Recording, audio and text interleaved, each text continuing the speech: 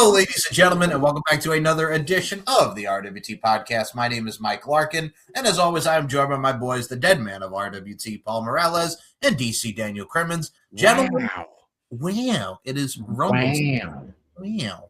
It is Rumble season. The Royal Rumble is this Saturday, 2 p.m. Eastern Standard Time, 11 a.m. Pacific Standard Time for Mr. Paul Morales on Saturday from Riyadh, Saudi Arabia. There is a lot to talk about this week in the world of professional wrestling. My sentiments exactly for Saudi Arabia.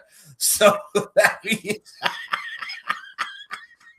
dude, I'm right there with you. And if you really want to know how I feel about the Royal Rumble being there, you can go to our video last week. Yep. If not, you know what? I'll even clip it, and Michael can post it right here. But you know what? It's perfectly fine that we all just don't like the fact that it's over there. That was very Triple H. One of the very memorable moments in the 3 years that we have been doing this show. Actually, yeah, fuck Riyadh season. I don't give a shit if it's fucking Riyadh season. I don't give a shit. Thank you. I absolutely do not give a shit that it's fucking Riyadh season. I don't go to fucking Saudi Arabia. I don't fucking go to the Middle East. I don't give a damn. I don't. Boom. And fuck the Triple H. Oh, we'll get to Triple H in a second here with that. It's time to play the game. But before we do, in more ways than one. Yes. Before we even get into all of that, we do have to talk about this because we screenshotted it in our group. We usually do our 3 topics now, but there's really not a lot to talk about since we covered pretty much everything last week. But we do got a good jump. They're still pretty a slow week, but we got some good stuff. So we will start with Peter Rosenberg. Bryan Alvarez and Peter Rosenberg got into it. Here is one of the screenshots from it. Hey, Bryan Alvarez, my last name is Rosenberg. I am a part of every WWE PLE and am the play-by-play voice of Evolve. I have been with the company for almost a decade, covering wrestling as literally your entire life. No, you should know me. Or you just felt like playing with my Jewish last name by swapping out the Berg for another Jewish name, Blum. So either you're uninformed and bad at your job, or you just think mocking my Jewish name is a good gag. Either way, you're a tool. Peter Rosenberg, fuck the world. So with that being said, let's play the clip where he did actually go out of this and say this. So the Wrestling Observer, this is Bryan Alvarez responding to Peter Rosenberg's claim that hardcore fans were fooled by Seth Rollins' injury. And above it, you can see Peter Rosenberg wrote, being called a geek by a lifelong dirt sheet writer is rich, LOL. This geek, unlike his podcast or whatever, he goes, oh, these Alvarez, Meltzer, blah, blah, blah. They are living a bubble. He said, I lived in a bubble. A guy that's a talking head on WWE television for the pre-shows. He said, I'm in a wrestling bubble. He goes, this Seth thing really fooled everybody. Oh, Jesus. They're in a bubble to think that everybody knew about it. It's like, brother, listen. Everybody knew by like Sunday. The whole thing was a work.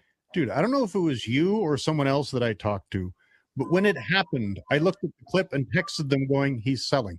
All the wrestlers think it's real. Everyone there, like, they all think it's real, but it can't possibly be real if John Pollock was told what was going to happen before the show, unless a time traveler, right? He was in the Matrix, dude. Okay, so, by Sunday, it was pretty much out that Seth Rollins wasn't really hurt. And Rosenblum, whatever this geek's, it was all over the internet, dude. It was everywhere. It was on social media. It was on Twitter. It was on Twitch. It was on YouTube. It was on Blue Sky. It was everywhere. He goes on his podcast and he goes off and blah, blah, blah, blah, blah, blah, blah. So that was Bryan Alvarez and Lance. You want me to go first on this one? Well, no, there's audio from Pete Rosenberg. See, Pete Rosenberg responded to this, and we do have the clip of that as well. So here's Pete Rosenberg responding to Bryan Alvarez, saying, tonight Rosenberg has time for Bryan Alvarez. A lot of times, dorks from the internet have things to say about me, and I don't have time to respond. too much work going on, little baby, wife at home, a lot going on, and I don't have time. But today, my wife's out to dinner with a friend. The baby already went to bed. Today I got time, cuz. Today, I have time for Brian Alvarez. I tried to make a point about pro wrestling on Cheap Heat. I did it nicely. Alvarez, a lot of you watching don't know who this is. He's a longtime dirt sheet writer, a gossip writer from the world of pro wrestling, who now, like everyone else, of course, podcasts and thinks they're a broadcaster. Even though I was nice about it, he had to not only be insulting to me, but also intentionally confuse my name, act like he didn't know who I was. And then the comments, the sycophants, the tribalists, the losers of the internet, who are obsessed with WWE, who are only into pro wrestling because of WWE, who love all things wrestling, but somehow hate all things pro wrestling, they want to jump into and pretend as if my contributions and what I do in pro wrestling isn't known. We're not doing that anymore in 2026. I'm done. I'm done being nice and above it. I got time. Let's get into it, dorks. Let's talk about it. Let's go back 17, 18 years before everyone and their mother were content creators. Let's go back to a time when you had to work your ass off and get to a platform in order to get content done and have it seen. See, there were only a handful of people who were doing wrestling content and doing it well, and particularly doing it on camera as broadcasters. Only a couple of them. All right? And you know I was one of them. And not only that, when we talk about the influence of hip-hop and wrestling, all the rap stars at the shows, oh my God, it's such a great thing, rappers and wrestling. Those who know, and I say this based on facts, that before any of my friends in hip-hop, all of which I love, before any of them were outside repping wrestling and being loud and proud about it, it was me. I got to New York City in 2007 and repped for hip-hop and for wrestling and let everyone know in interviews based on my shirts that I was wearing, what I talked about my level of passion for pro wrestling. We are not going to allow history to be rewritten, folks. We are not going to do that today. We're going to remember the things that I have done. Because if I don't say it about myself, you people will try to whitewash it. You people will pretend it didn't happen. Why? Why? Because A, many of you are jealous. Let's be honest. To the haters out there, because I meet so many wonderful people, content creators, wrestling journalists, whatever you want to call them, who are appreciative and know exactly what I did. Many of them tell me, yo, it was your videos. I watched your interviews. It made me want to do this. And I appreciate those people. But there's a certain sect of people who want to pretend like it doesn't exist. And then there's another sect of people who act as if I'm compromised for working for WWE, as if they wouldn't sacrifice their firstborn and give up their entire life to work for WWE. As if my passion for covering wrestling should have been more important than my desire to be a part of wrestling. As if there's a true, legitimate journalistic field called professional wrestling investigation, investigative journalism in professional wrestling. That is like you're the Edward R. bleeping Murrow of pro wrestling. It's not a thing, folks. People who cover wrestling, I love it. I enjoy it. I consume some of your content. But no, we are a lot closer to John Tesh and Mary Hart at Entertainment Tonight than we are to Edward R. Murrow or Dan Rather. This isn't hard news. It's covering entertainment. Get off your high horse. Stop being an angry hater and appreciate someone who actually pushed the genre, the culture, the entire sport forward by spreading it to new people.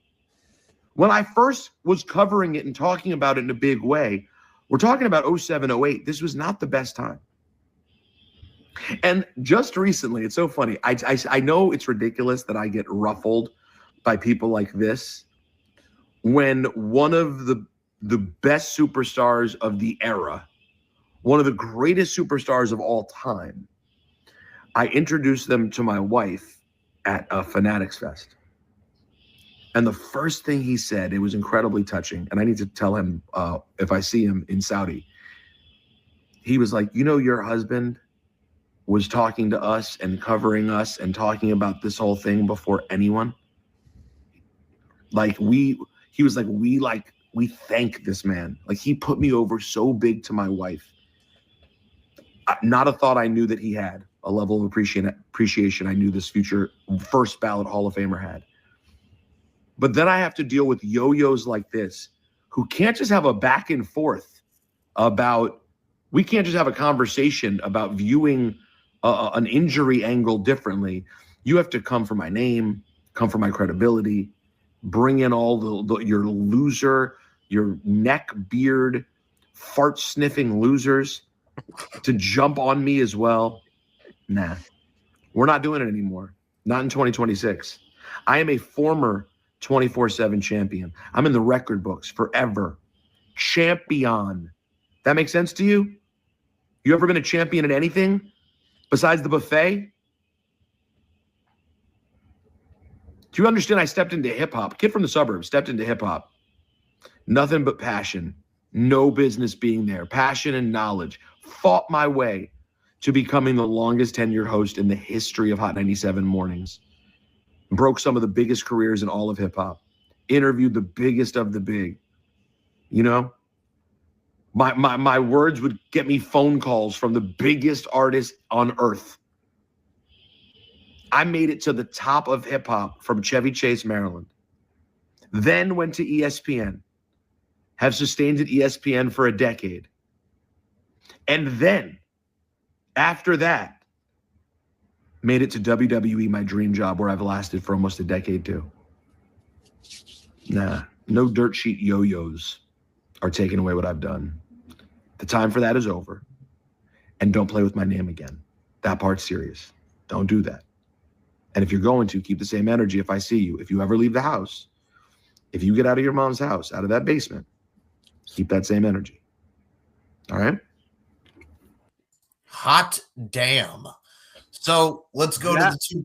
Goddamn. All right. So I see Paul's face. So let's go first with Brian Alvarez and Lance Storm, and then we'll talk Peter Rosenberg's response. Go. Oh, do I got some shit? You know what? DC, go first. Okay, go ahead, Dan. That was a goddamn ass whooping. Yep. Like, goddamn. Like, he,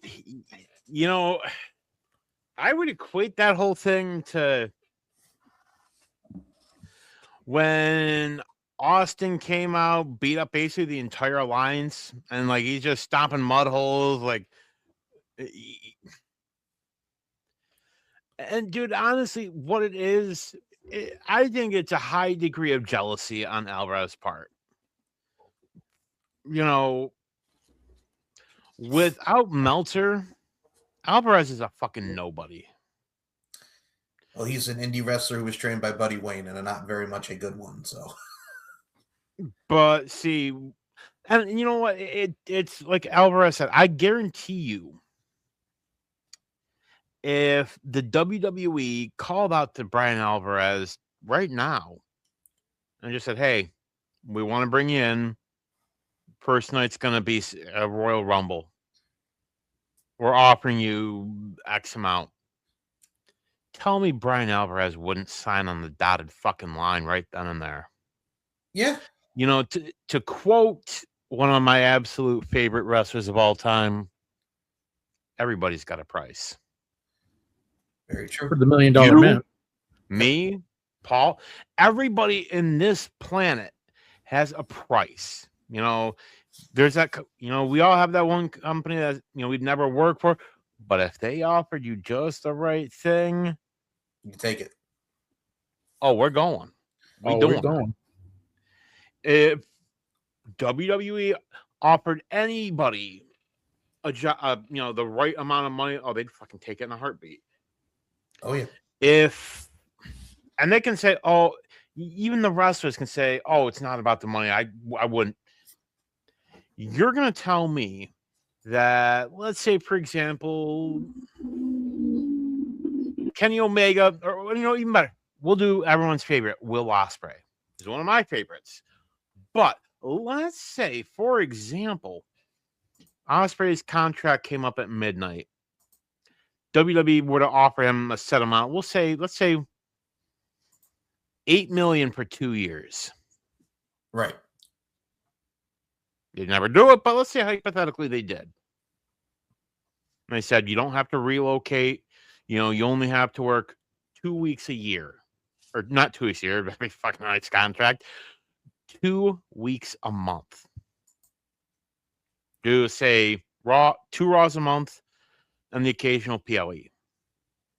You're gonna tell me he's not gonna, he'd do it. The Bucks probably would do the same thing. You offer them enough money, just say you only have to work, give them that Brock Lesnar deal. They'd sign. Yeah. The point I'm trying to make people is everyone has a fucking price in this world. And if you say you don't, you're a fucking moron and you're lying to yourself. And to the point, and Alvarez knows who Peter Rosenberg is. He fucking knows who he is. You'd be a fool not to. Exactly. I used to watch Rosenberg's interviews, like he said, back in 07, 08. I remember some of them, back in the day, and they were fucking good interviews. He has knowledge. Exactly. Before we had Chris Van Vliet, who everybody fucking loves and sings his praises, rightly so, by the way. Yeah, rightfully so. Absolutely. It was Peter Rosenberg. It was Sam Roberts. Yep. The OGs that have been doing this since YouTube was really just a thing. Sam Roberts used to have Howard Finkel do the voiceover for the opening of his podcast. Exactly. I think sometimes he still uses that old clip from time to time. Yep. But the point is, he knew. It's jealousy and calling him Rosenblum. Yeah. That was fucking disrespectful. And dude, he did that to get his attention. Yeah. Substituting a name, dude, come the fuck on. And Brian's world is he doesn't look at anything else besides professional wrestling. His life is just professional wrestling. Like you heard him in Storm. So. No, go ahead. Finish. Go, Dan. Somebody just needs to kick Brian Alvarez in the fucking dick. Motion the foot, Daniel. Motion the foot. Oh, man. Chin up. Tits out. Watch out for the shoe. Watch out for the shoe. I'll take it and then I'll go last. Dude, seriously, just shut up, Brian. Just stop. It's not right. Like, you wouldn't like that if somebody called you a name like that, would you? No. Look, we already know Brian Alvarez is pretty much a fucking asshole, but this is just what who likes to smell his own farts. Who likes to smell his own farts? Look, it's basic knowledge. Everybody knows this. Everybody should already know this. We'll even say 15. Well, okay, we'll go 20 years. I guess that now that we've gone back that far. Peter Rosenberg has started off at Hot 97 in New York. Yep. And grew that fan base with all the hip hop artists that he's known. He's gone to interview and who's still friends with him still to this day. Now, this guy, as he stated, he used to wear wrestling shirts, and a lot of the hip hop stars would be like, "Damn, I remember back in the day, yada yada." Strike up a conversation with him about his shirt, and then they talk wrestling, a little bit of wrestling. But Peter is so knowledgeable. He's not just like this fly-by-night schmuck who doesn't know anything about anything. Anything about wrestling, not works, not shoots, nothing. But Peter is just one of those people, and Brian Alvarez is just a fucking hater. He's envious of what Peter has, and that's point blank. You could be jealous, yes, if you want to, but that doesn't make you any more of a fucking douche for trying to call somebody out when you know who they are, and he's been with WWE for quite a while now. It's not like, so why the hell are you trying to go down that route? It makes no sense to me, but fuck Brian Alvarez. It's like well, Dave did not chime in on that. Lance Storm. Dave didn't chime in on it, and I'm surprised. You know what? In all actuality, I'm really surprised that Lance Storm didn't tell him anything either. So, and I like Lance Storm. I don't have any issues with him whatsoever. Yes, he does have his opinions, but it's nothing remotely close to anything horrible or derogatory or any sort of has any sort of like hatred towards like any wrestlers or any. He gives his opinion. Yeah. As far as like things that happen, and he's just like, from a wrestling point of view, let me tell you. And what did anybody happen to notice the shirt that Rosenberg was wearing? Bret the Hitman Hart. Bill Goldberg. So Bill Goldberg. I've always said this, and I agree with you as a New Yorker, much like Dan is. Hot 97. I remember Peter Rosenberg. The knowledge that he has for hip hop is insane. Same with professional wrestling. Two very similar industries, the music industry and the wrestling industry. And it's like what he said, talk about, he's just a pre-show guy. No, and I'll say this right now, very underrated announce team. What Peter Rosenberg and Robert Stone, are doing on Evolve, they are great telling the stories each and every week on Evolve, every Wednesday on Tubi. They heighten it up, and it's an enjoyable show to listen to and watch. Mike, let's be real here. Let's call this what it is. Yeah, go ahead. Jealousy. Absolutely. Alvarez sees the life that Rosenberg has, and he's mad that his life didn't turn out that way.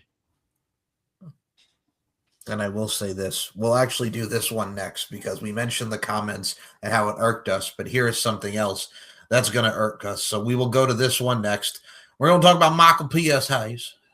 So Michael P.S. Hayes on Unreal. We touched upon Triple H Road Dogg and R-Truth last week, but this week we'll talk about Michael P.S. Hayes. So this was the quote that he said on the second season of WWE Unreal about Chelsea Green. Chelsea is so entertaining, but she is not built for, nor should she be in the Charlotte or Tiffany role. Chelsea's job is to help make those people. And a lot of people were outraged and pissed the fuck off, to put in the bluntest of terms, that he said that. Pretty much said that she's only relegated to be a second-tier champion.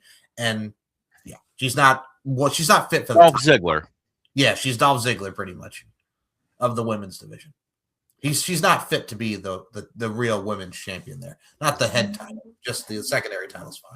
Here, you lose to Charlotte. You used to Alexa. That's Michael Hayes' thoughts. So, Dan, I'll actually let you go on this first one. Your thoughts on Dolph Ziggler, Chelsea Green here. There comes a time when it's time for you to go.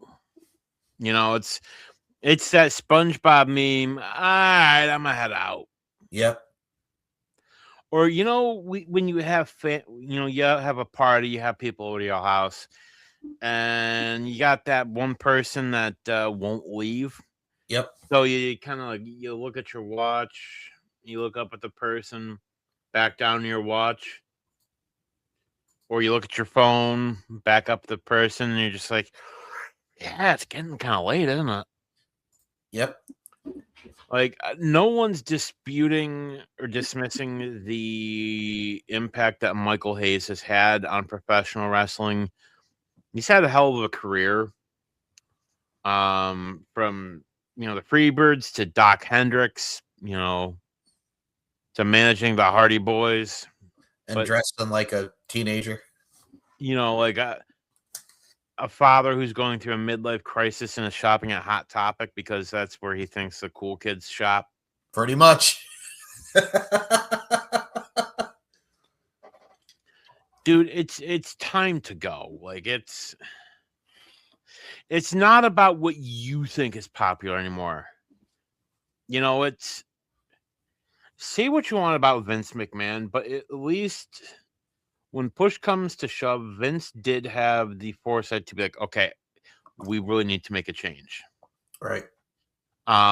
Case in point, WrestleMania 30. Daniel Bryan. Yep.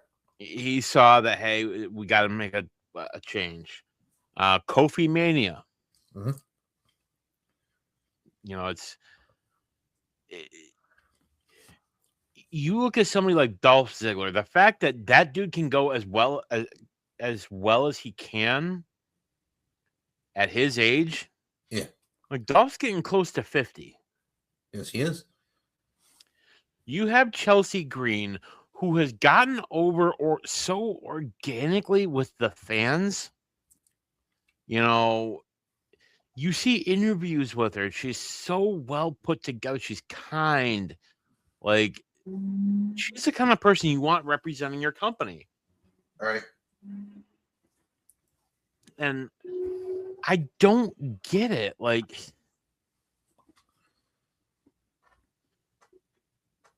you look at it this way. Charlotte is pushing 40. Yes. She's probably on her way out. Alexa, same thing. Probably starting to wind down. Yeah, she's around the same age I am. But Chelsea Green, like, she's getting crowd noise. Like, she is getting over. She's getting a reaction.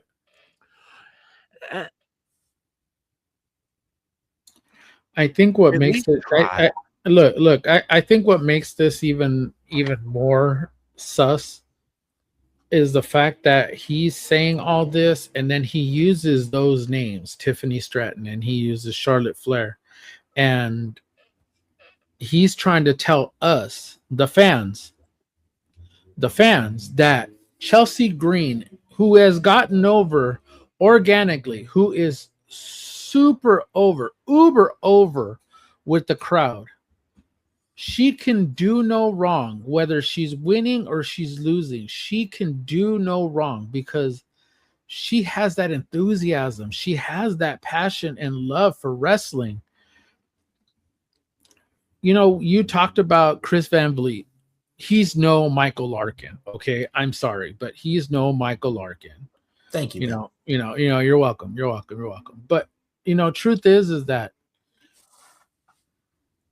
you watched the interview that she did with Chris and how much knowledge she has for wrestling, how much love she has for doing this. I'm not taking anything away from Tiffany or Charlotte, but you're talking about somebody who genuinely can just go with anybody. Look, she wrestled Penta. Yes, she did. And she got her ass whooped by Penta.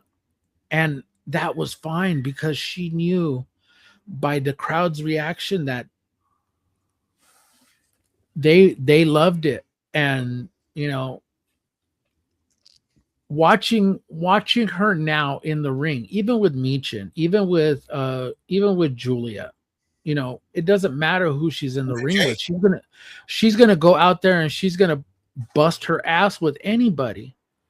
And I think that is one person who is so deserving of being a women's champion. So fucking deserving for every bit of the sacrifice that she's made.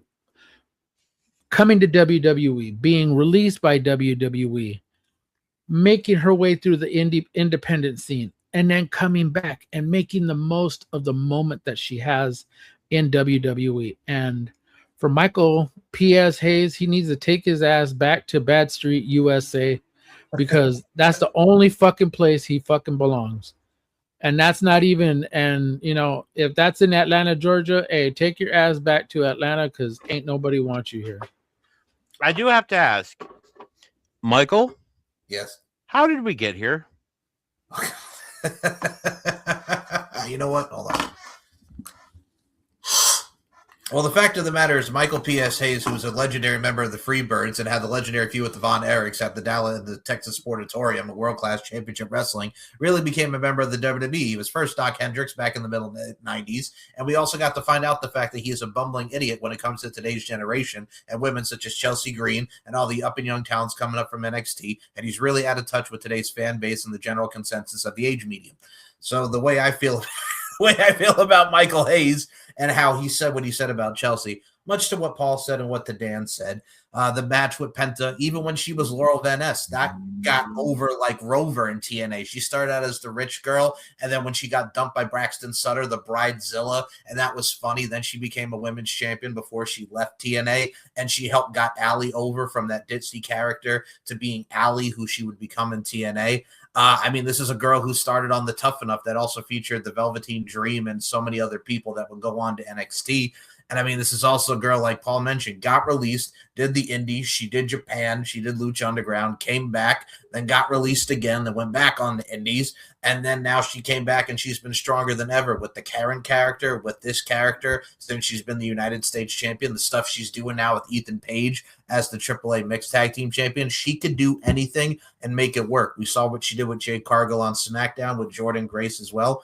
It works. This is someone who's not just a great hand, but she has the potential not only to accelerate herself and really get up to the next level, but she's one of a kind, man. And if Michael Hayes can't see it, well, to put in the bluntest of terms, fuck him. And well, yeah. I was going to say, looking at that picture of Michael Hayes, which is not a good picture of him, not really many good pictures of him, but it's like that person that gets hired to a job that they are so underqualified for, and they know it, and they're just trying to figure out, like, okay, how do I make them think I know what I'm doing? Yeah, I think this is from that picture that they took from this website. Is from jealous, envious of Chelsea Green's popularity. Well, reminds me, is he that? Or is he just that out of touch with everything that's going on? Both. And the fact that the fans love her. Yep. Buying her hats, the ones that say GC on it. Yep. She made that a trend and people wanted to buy them. I don't understand his whole. What it is? What? I'll tell you exactly what it is. Okay, then tell me, Dan. Inform me. The WWE system is so used to the fact that they make the people, they make the stars, and they tell us, hey, these people are going to be your stars. But as paying consumers in a capitalistic society, we decide what we want. It's our money, our dollars. We're going to decide, we're going to say, hey, yeah, that person's all well and good, but we want this person. We like him. We like her. This is who we want as stars. Okay. Okay. We'll run with that. Okay. We'll run with that idea. All right. I got to add to that. Hold on. No. I want to add something to that. All right. Paul, go. Real quick. I got to make something real quick. Go for it. Michael P.S. Hayes, shut the fuck up. Okay. Go ahead, Paul. And then I'll bitch. Hulk Hogan, Terry Bollea fuck the Hulk Hogan. But yeah, before he became the Hulkster in WWF, he was a heel. He was a really, really top-notch asshole heel in the AWA. He went over to New Japan. He was in very much the territories, every other territory around America, around the US. So he was a heel. When he got to WWF, he organically became a face. Yes, Vince McMahon may have shoved him down everybody's throats like he does pretty much everybody. But here's the one thing that's very, very interesting to me as a wrestling fan of quite near 45 years. I can honestly say that the first time I saw Hulk Hogan, I thought that he just seemed very much different.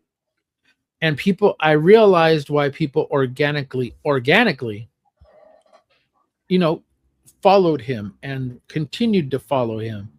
So yes, Vince may have been the one to put him out there and put him in the forefront of everything, the saying the prayers, eating your vitamins. I believe that was Terry's idea, and not so much Hulk Hogan, and not so much Vince McMahon.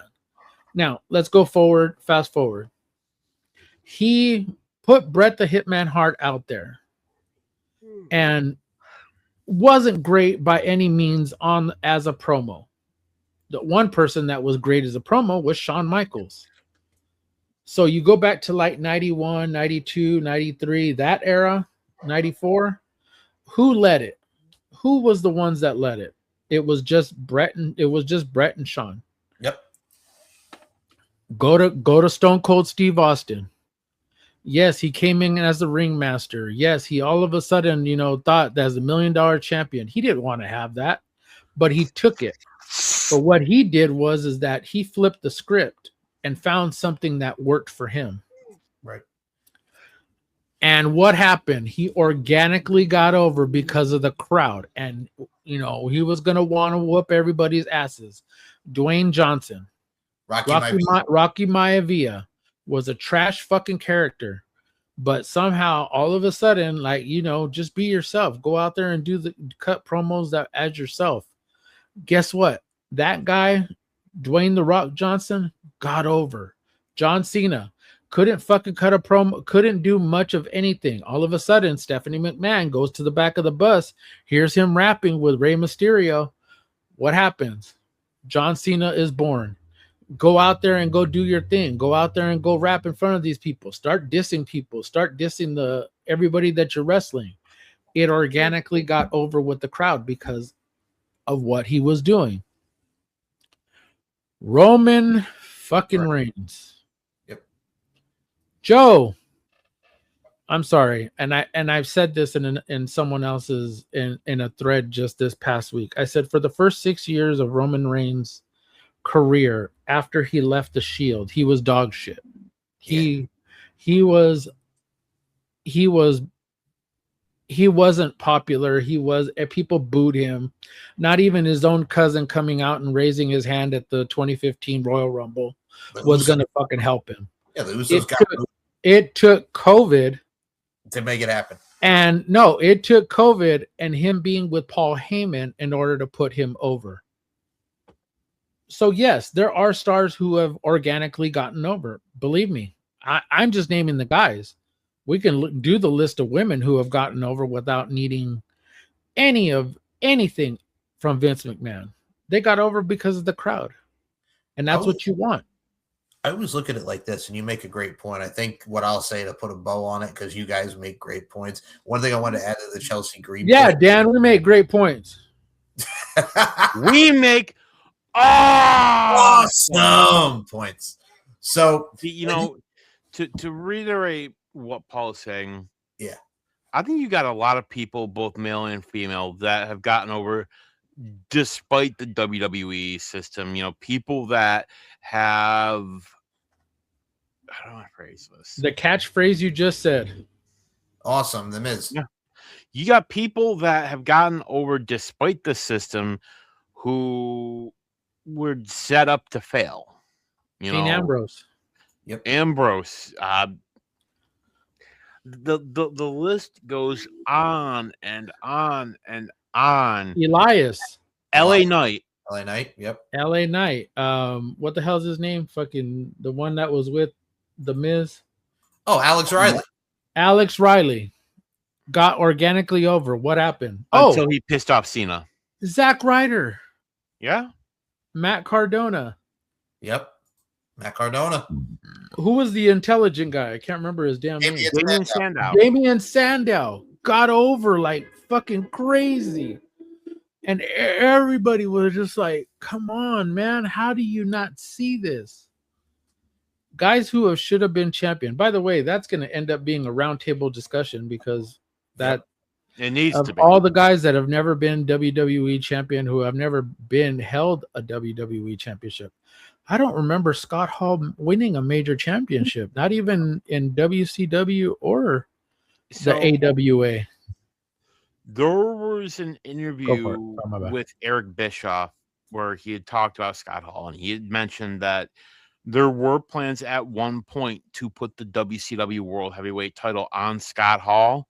Yep. But because of his issues, they couldn't take the risk of doing it, which I get that. You know, it from a business standpoint, it makes sense. But Michael Hayes just he's stuck in an era of the 80s and the 90s of what worked then. And yeah, I'll admit it. Chelsea Green would not have worked back then. She wouldn't have. She would have been a jobber. She would have been the girl that comes out and gets squashed by fucking Sable in like 30 seconds. I mean, she's always said that she would have wanted to have wrestled in the Divas era because she considered like herself a diva. But I've always looked at it this when it comes to Chelsea Green. And again, great points, guys. Say it right, Michael. Chelsea Green! Great points as always. But I look at it from a stance like this. I even throw it back to Road Dogg when they were asking him in the creative meeting. So what do you guys have for Chelsea? It's like, you know, Chelsea Green is just like, you know, she's already beaten Zelina. She's beaten Julia. She's beaten this person. Then, you know, then you have to go to Alexa and Charlotte. And then Road Dogg goes, I don't know. Great. Didn't even have a plan on where to go next with her. So Road Dogg and Michael Hayes. Woo! Last thing I think that needs to be said on this, and this is something that I will never understand, but WWE doing this. Yeah. If somebody gets hurt, yeah, whether it be a champion or contender, if they go down and are down for any length of time, wouldn't you want, you know, like contenders who, you know, that can fill that role? Right. So you can look at a Chelsea Green and be like, okay, we need you to be, you know, the women's champion for, you know, 3 months, 4 months until so-and-so gets back. You have so many fucking people on your women's roster. You have Michin, you know, who are right. You have Zelina, could be main, you know, top tier title. BFAB, get her ready. You know, she could be, you know, women's U.S. champion. Look at Maxine Dupree on Raw. Yep. Look at how far she's come in a year. I agree. The people will tell you who they want to cheer and who they want to boo. You got to just listen. Got to take the chance. And speaking of chances, we will look at Bray Wyatt. Bray Wyatt, absolutely. Come on, Michael. You were going to get into this discussion, man. You just completely left us out, man. Man, I was waiting for you to say something so profound and hit me in the feels. Esmeralda says what? Stop it. So I agree about no. So I agree about the Bray Wyatt one as well, because when Bray Wyatt started, you know, with the Husky Harris to Bray Wyatt to the Wyatt family, the Fiend got him so over. That's another one. There's so many people that really fit that status, and you just have to take a chance on them, and that's the main thing. But a lot of wrestling companies, especially the one that we're talking about, just doesn't see it, and it just doesn't reach the surface. I mean, speaking of the surface, y'all, you guys mentioned Hulk Hogan. We will go into this next one. Hulk Hogan, we coming for you, ninja. Hulk Hogan estate sued over claim Real American Beer Company was stolen. Hulk Hogan's estate has been dragged into yet another legal battle. According to U.S. Weekly, the estate is facing a lawsuit for allegedly stealing the idea for a beer company the late wrestler launched shortly before his death. On Tuesday, January 20th, Karma Holdco, Inc., a holding company specializing in celebrity licensing and branding, filed court docs in Florida claiming Hogan's estate owed it $10 million immediately for breach of contract and other claims, the outlet reported. Karma Holdco, Inc. initially filed a lawsuit against Real American Beer in July 2025, alleging that its former president poached business ideas and brought them to the late WWE Hall of Famer. The lawsuit also claims Karma had been in talks with Hogan about serving as a brand ambassador while developing a Real American Beer line together. As a direct and proximate result of defendant's breaches, Karma has suffered damages in an amount to be proven at trial, but at least $10 million, the suit read. And their response filed that October, the defendants denied all allegations of wrongdoing. Karma's suit is meritless, the response said, and never developed or contracted for a beer, had no agreement with Hulk Hogan, and no beer-related trade secrets. Defendants neither solicited Hogan nor interfered with any contract or relationship. The case remains ongoing at the time of this writing. So that is the details of the lawsuit, and that is Hulk Hogan's estate getting sued. So, Dan, let me tell you something, brother. You know what? If it's found that now I'm not a lawyer. No, I'm not trying to say this as you just play one on TV. I just play one on TV. Thank you. I was getting there. I was just. I mean, you watch Suits, man. I'm in it. That's your guy right there. I thought you were Law and Order Special Victims Unit. Hey, that's the other one, man. Don't be giving out all my secrets, man. Look, all I'm saying is that if this comes out to be true, I feel bad for his family. Me too. More so, his current widow. Yes. Because she's the one who's controller of his estate because she wanted to be. She's going to be so screwed if this goes through. Yeah, let's just say she's going to be paying out a whole lot of money. And I don't think that amount that's there is going to do justice. No, I think it's going to be more than that. It's just going to be headaches. Go ahead, Daniel. Let's just say I got to hope Nick hasn't spent the money. Oh. Yeah. Yeah. Yeah. Well, speaking of spending money, I will say this. This is hardship for the Hogan family, but someone else's family. On a sad note, we do have to go. The thing of it, I want to add real quick. Yeah, man. Why now? I know, right? Right after his passing. Like the timing is just really bizarre. Like, I'm not a Hulk Hogan supporter. I think we all know this. No, not at all with that. But fuck the Hulk Hogan. Fuck the Hulk Hogan. The Hulk Hogan. But the timing of this is just really bizarre. Yeah, but we go. What did it say? April of last year. February of last year. And when the hell did Hogan, or February of last year? It was when he was alive, wasn't it? It was when he was alive, yeah. So literally, they had started this when he was alive. So if we're looking at anything in particular, they had already started the process of wanting to sue him. So this is just the continuance of everything that happened. So all I'm saying is that, you know what, if they come after him and they come after the estate, hey, all the power to you. Get yours. It started in February and he passed in July. So yeah, they're trying to get that money.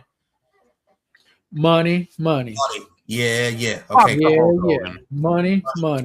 Yeah. Okay, crime time. Money. Sorry. You know, I still see that video on TikTok and YouTube Reels all the time where William Regal was dancing with Crime Time. Yeah, and he's doing the hat thing and the dance. Like, yeah. Well, if you are not a fan of William Regal, we're not a fan of you. Yeah, we're not a fan of you. Fuckers. So, someone who we all are a fan of, we got to give condolences to Mick Foley, as he has announced that his mother, Mrs. Foley's baby boy, talked about his mama. After a lengthy battle with dementia, he revealed in a new post in his Instagram account that his mother had passed away. And with that, we say, Mick Foley, not only just love, prayers, and overall just condolences.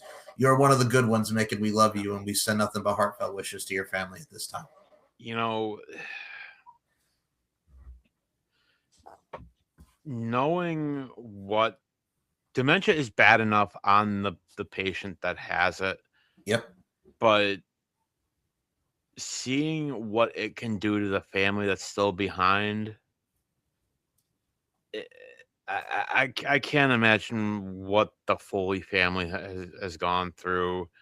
Having met Mick twice, I will say till I'm, blue in the face, Mick Foley is a genuine good human being. And I know I've told you both this story. I'll say it here again. About 3-ish years ago, maybe. Some of you may know there was a shooting in a grocery store up here in Buffalo, New York. Yeah. It was racially motivated. The guy that did it did attack an area that is predominantly black. He came up here knowing what he was going to do. And Mick Foley had been doing an appearance at Niagara Falls Comic-Con, which Niagara Falls, Canada, is about 45-ish minutes. So this is a guy. So what he did, he came over Sunday night to do a comedy show. So he had done this Comic-Con all day Friday, all day Saturday, all day Sunday, and did a comedy show. He did not take a single penny. He donated all of it to the victims. Refused to take anything.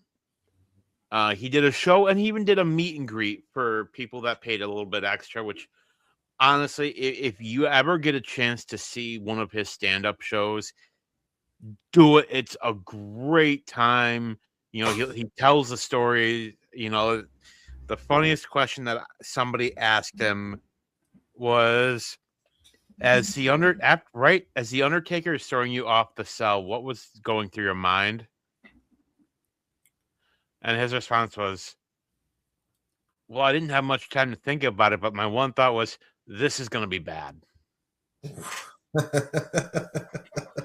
But, you know, it's, and I will say it's on blue in the face. And not just wrestlers, anybody. This day and age, it's so hard to become jaded by things. But Mick is one of those guys that is a really, really wonderful human being. And I can only imagine what they're going through, both the sadness of losing his mother, but also knowing that she's at peace, you know, and I just give the condolences. Like, it's tough. I've been through it with my grandmother, so I completely know what Mick is going through, as I'm sure we all have. With our loved ones and our family members. Paul, would you like to comment as well? Go ahead.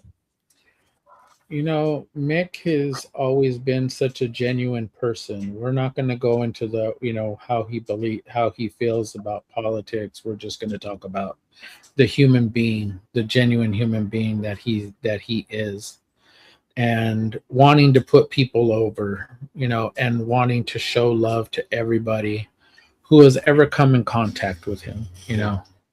And I have nothing but the utmost respect for Mick, and hearing the stories from other people, Dan included,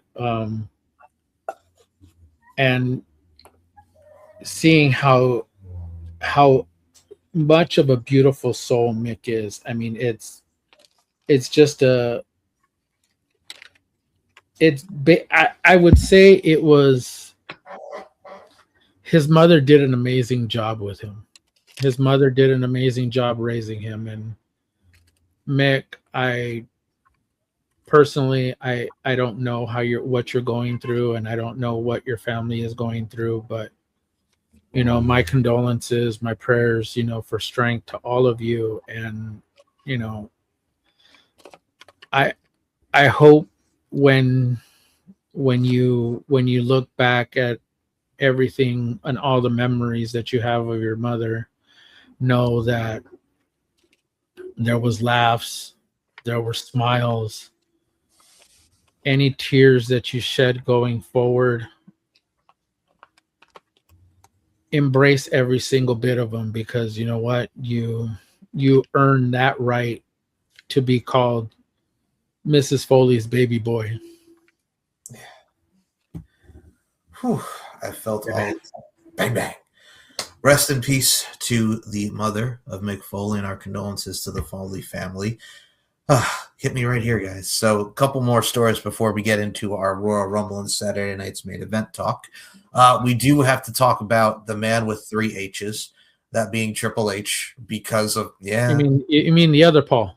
The other Paul, not you, Paul. The other Paul. So Paul. We'll do this one first, just so we could get a good laugh before we get to the video game. There was a screenshot of this. So Triple H was on Fox News, and he was a part of the Milk Mustache is Back. And, of course, under it says Liberals meltdown over Maha, make America healthy again. Look, I understand I am all for fitness and exercise and those programs for the youth and everything. That is not a problem whatsoever. But the fact of the person behind it is Robert F. Kennedy Jr. That Right, Michael. circumcision and autism and the Tylenol. That's the problem. They put fluoride in the water. They're making freaking frogs gay. I got a worm in my brain. So, speaking of Paul, with your shaking of the head there, I see you there, Paul Morales. You want to comment on Triple H being on Fox News, representing it for Maha? Look, that Paul. Yes. God, I get why he's doing it. I get that he's pretty much trying to be in the forefront of all this because, a president actually noticed him. A president actually gave him the authority to do something. Oh my God, I have to take this opportunity and run with it. Well, technically, no, you don't. But I get why he's doing it. It's not because of the president. It's because of his mother-in-law. Yep, exactly. And he wouldn't have this position if it wasn't for his mother-in-law. Because I don't think it would anybody. I don't think that orange idiot would have freaking thought of him.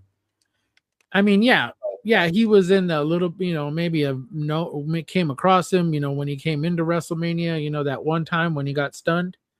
Yeah. That gif right here. Stone Cold. Thank you. And he wouldn't have this job, if. And the one person who I would think needs to get in shape is that guy. Yeah. And I like Triple H. Not Paul, but that other guy, that orange. McDonald's says what? That pumpkin looking orange clown. Yeah. That McDonald's says what? Yeah. Burger King says what? Diet Coke says what? What? Huh. We'll just go down every fast food. Oh my God. You want to know what I thought? You know what I just thought of? What? Let me get a number 24 extra dip. Let me get a number 45. Okay, Big Two Smoke. number 9s and a Diet Coke. Hey, man, you want some cheeseburgers? I feel like don't be a menace to South Central while drinking your juice. Oh, man.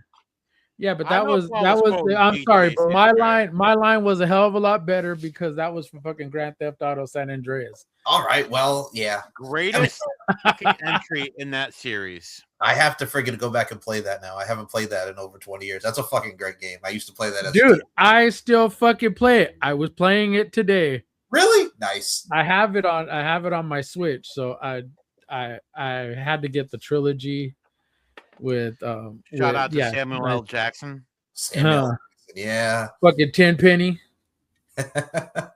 Yo, CJ. All right. But anyways, this Paul's just kissing ass for whatever fucking reason that he's doing it. I'm sorry, but that's just what else is new. But anyways, Dan. Yeah, I gotta say it just as an aside. So for a while, Amazon had celebrity voices for their Amazon Echo devices. Yeah. And one of the ones they used to have was Samuel L. Jackson. There were two versions for him. One was a family-friendly, one was not. Yeah. Of course, you know me, I got the one that wasn't. So you would just say, Sam, what is your favorite word? And what's his favorite word? He would just motherfucker. No, he would just say, motherfucker is my favorite word. English, motherfucker, do you speak it? And sometimes he would alternate to say, I do quite enjoy saying the word motherfucker a couple motherfucking times. It reminds me of that friggin' Saturday Night Live sketch with Kenan Thompson. Ooh, what's up with that? And he cuts him off and starts singing, It's live TV, Sam. It's live TV. You gotta get these motherfucking snakes off this motherfucking plane. Which, as an aside, did you ever see the TV version of that movie? It's hilarious. On a plane? Yeah. Literally, the TV version is enough is enough. I have had it. with these monkey fighting snakes on this Monday to Friday plane. It's hilarious watching it edited. It really is. It's almost as good as the TV version of Scarface. Oh yeah. Fuck you, mate. Oh. Yeah. So that was Triple H on Fox News. The Triple H.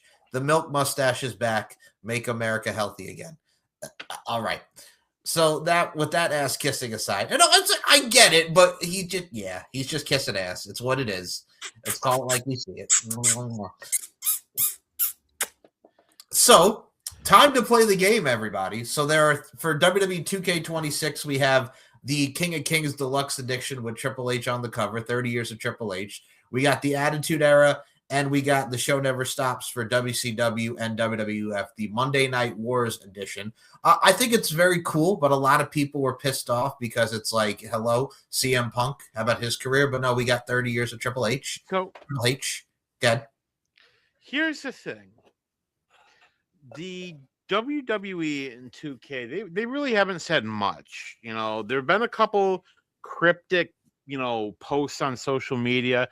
They haven't really said what exactly is in each version.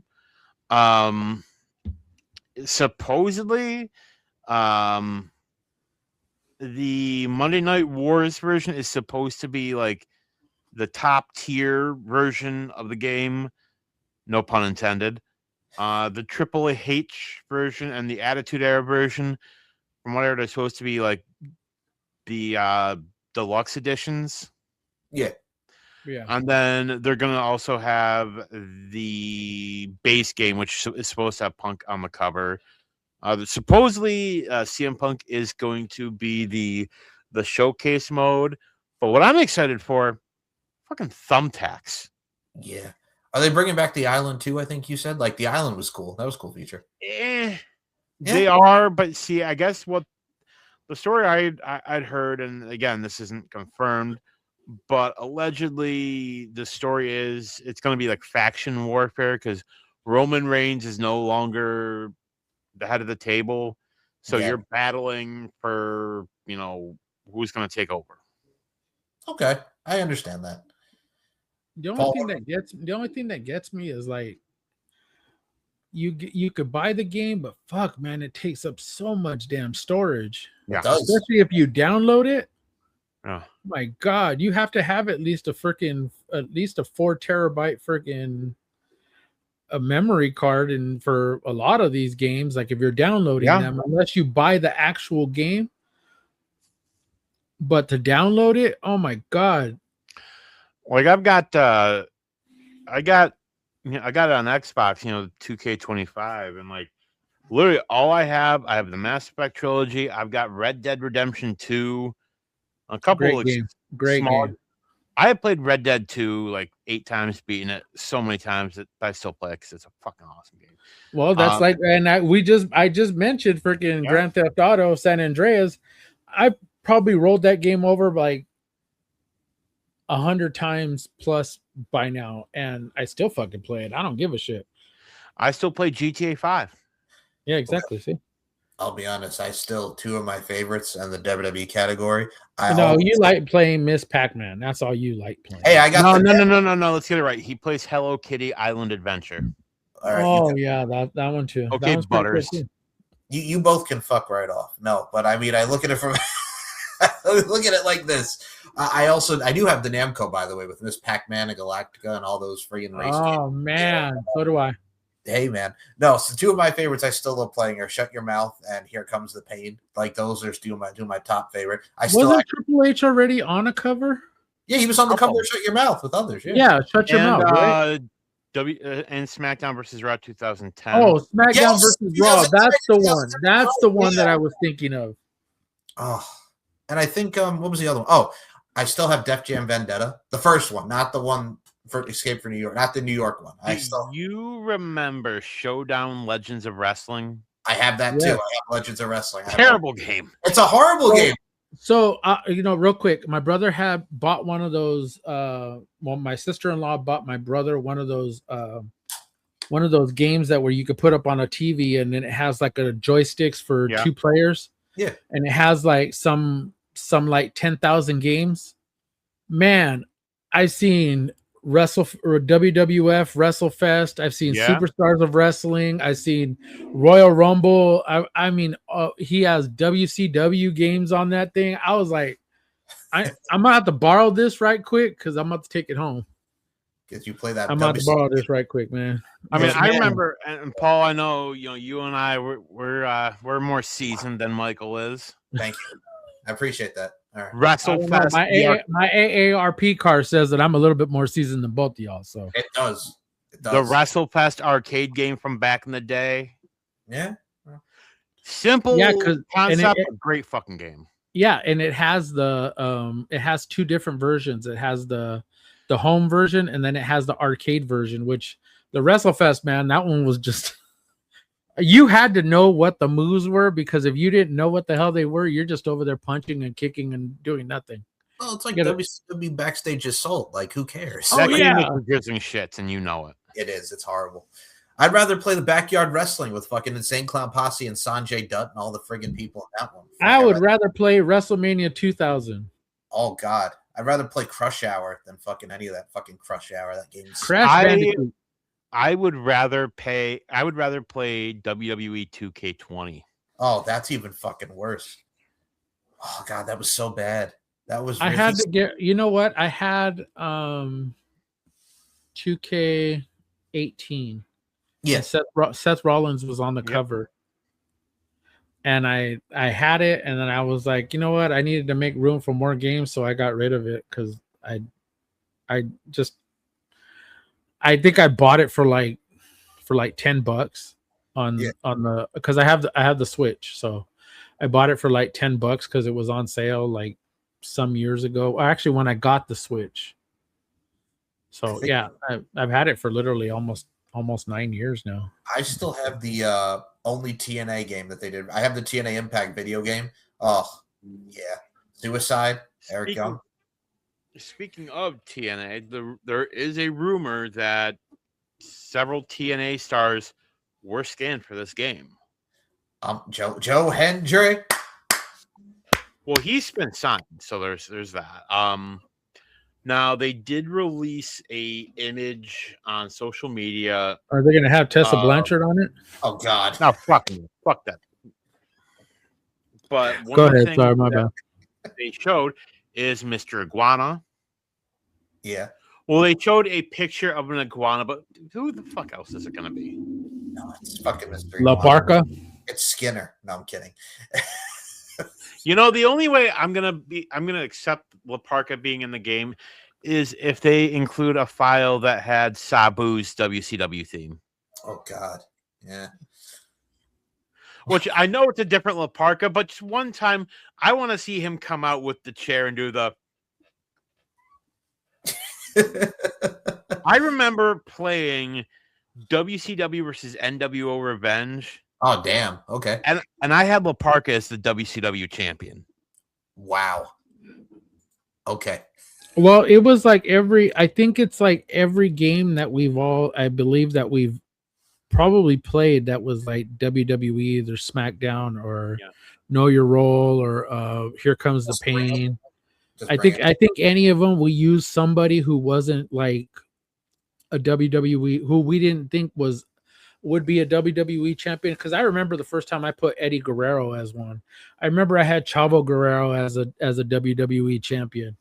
I think I used Alex Riley and one of the games, and I had The Miz and I had Chris Jericho, and I mean, I think for every time you had that one the mode where you can you do the story, the story mode on the game, you would pick somebody different and you would always become champion, or you would go after the lesser titles, or you would go after the cruiserweight title, or go after the United States title, or intercontinental, or tag team, and they always pair you up with somebody you don't want to be fucking paired with. And I remember, I think it was Just Incredible that I won the WWF championship with too. So Dude, it reminds me of like Just Bring It, where it only had like 3 or 4 weeks of a story mode. And if you didn't want to go for the main title, you could go for like the hardcore title, the European title, the tag title, Intercontinental. Yeah. The only unlockable people in that one were Fred Durst, which was just random, but it was funny. You could unlock Mick Foley as the commissioner at the time, Shane McMahon, and Jerry Lynn. You know what was the weird one? I think it was whichever one was the 07 or 08. Yeah, I think it was Raw versus SmackDown. Yeah. Did you know that they still had Chris Benoit's movesets? I think so. In 08 they did. And yeah. it was 08, it was 07 or 08, and I think it was one of them that you can create a character, and you could have Chris Benoit's movesets. Yeah, that was 08. But you couldn't write. I think you couldn't type out Chris Benoit. Oh shit, that sounds right. Yeah, 08 I think was the one that did that. You're right. Yeah. Oh. Thank you. Okay. Anyways, on to the next one. On to the next. What happened over in New Japan? So in New Japan, Evil is leaving New Japan Pro Wrestling, and here's the statement from New Japan Pro Wrestling. Not Dr. Evil, right? No, not Dr. Evil. We thank you for supporting New Japan Pro Wrestling. After careful consideration and discussions with New Japan Pro Wrestling management, Evil, who has been a longstanding member of the NJPW roster, will leave New Japan Pro Wrestling at the expiry of his contract at the end of January 2026. We apologize to fans for the sudden nature of this announcement. New Japan Pro Wrestling wishes Evil the very best in his future activities. NXT says what? I don't know. Wouldn't it be interesting to have Evil and Shinsuke Nakamura as a tag team? Hey, I like that. Putting it out in the universe, by the way. Well, he's been doing the things with Tama Tonga, so I mean, hey now. Well, I'm not saying that it couldn't happen. I'm just saying that it was a possibility. Possibility, yes. Mike, that thing that I just sent, why don't you put that up on the screen right quick? Okay. Oh yeah. No, man, that was that Pornhub thing, right? No. He's gonna make me do it. Hold on. Hold the phone yeah. here. He's very proud of himself, ladies and gentlemen. So here's what Daniel just sent to our group chat. Hulk Hogan, we coming for you edition. I would buy that. I would too. At least he didn't say the N-word. Yes, that is a plus. And I hope if that were to happen, man, I hope it was in the game. So, fuck, where were we? Oh, we were just talking about Evil and where he should go. I'm saying, if you remember, was it last week I talked about one of the conspiracy theories? Yeah. Was that New Japan might be looking to sell off the Bullet Club intellectual property? yes. Dave Finlay. Yep. Headed out. Evil, another former leader, heading out. You have God as the tag team champions over on SmackDown. Yeah. Well, Solo and Tama Tonga. Newly crowned. Yes. Congratulations to Solo and Tama Tonga. We love you, Solo. Can we acknowledge Solo Sikoa as our tribal chief? I am acknowledging it right here and there. So, Fandango? what if they turn on Solo? Yeah, then we get Evil. We get Tama, we get Tongaloa. Yep. The other one's name, I'm not going to say it because it's a stupid fucking name. Tonga. I'm saying it. JC Mateo and, maybe Evil. Evil. I'm doing Evil. There's evil afoot. Hey, you know that there's a Mr. Evil Dr. Porkchop, right?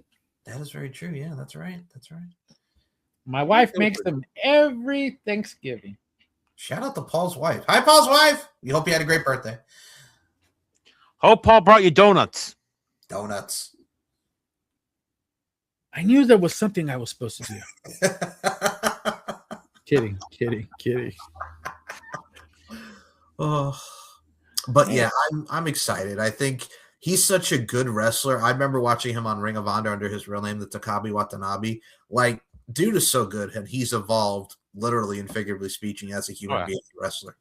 Now, I did have to mention this because besides Evil, this man retired on this past week with TNA. We had a new member of the system. Did you notice Dango's attire? Yes, I did. The Terry Funk gear. That was a nice touch. That was cool. But they did an angle where Fandango, Johnny Dango there, he's leaving.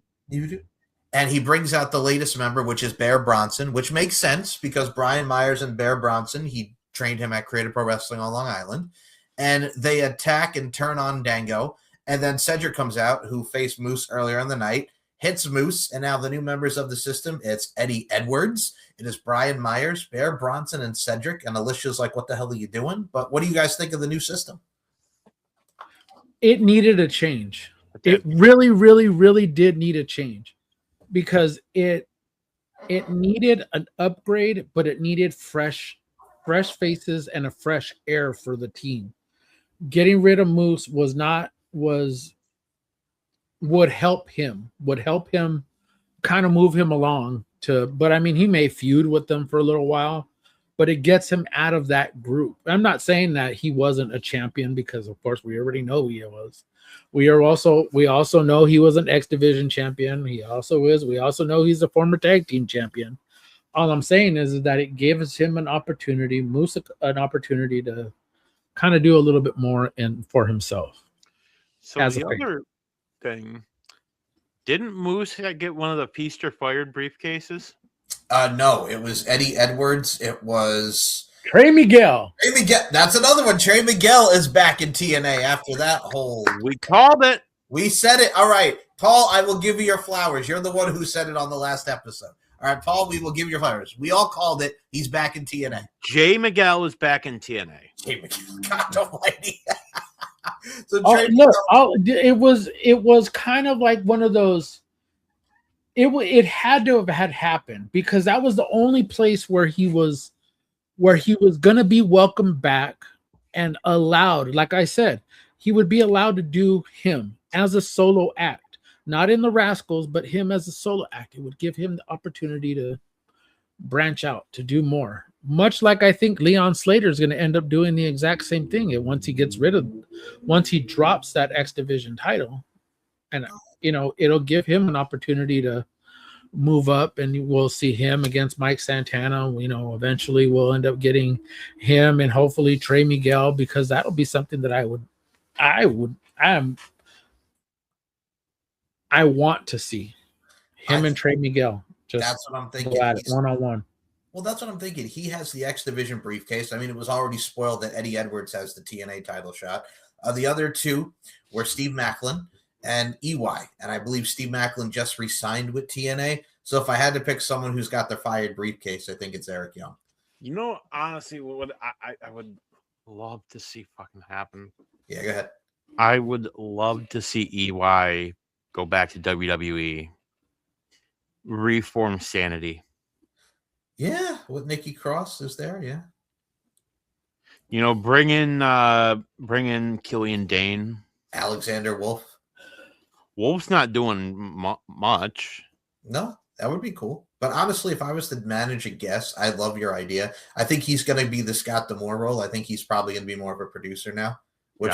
I think that's where he's going to end up being at, because I think he has so many years of wrestling knowledge in him that he can be inserted into that role, whatever role backstage, and help everybody out.